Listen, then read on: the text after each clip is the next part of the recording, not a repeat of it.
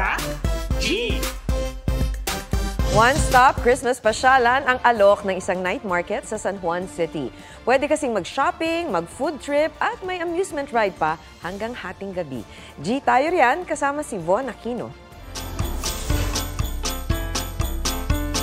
Pasyal at food trip ba ang hanap mo ngayong Christmas season?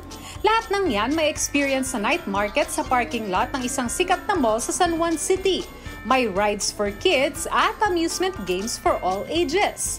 Pwede na rin mag-shopping ng mga panregalo tulad ng mga damit, sapatos at mga laruan. Maraming nabibili dito na mura, ganyan. Tsaka okay yung mga food. Enjoy naman ang buong kami. Okay, enjoy naman siya. Night market kasi is a culture here in the Philippines. Kaya binabalik-balikan namin every year. At kung pagod ka na sa pamamasyal at pagsha-shopping, busugin ang inyong tiyan sa sisig, pasta at pizza, shawarma, mga ihaw-ihaw at iba pa. Itong Magic Ice Cream ay trending daw online. Tingnan nyo naman, no? Talagang umuusok-usok pa. So ngayon susubukan ko itong Magic Ice Cream kung masarap. Kakaiba yung experience. Pwede pang mag-picture taking sa kanilang Christmas displays.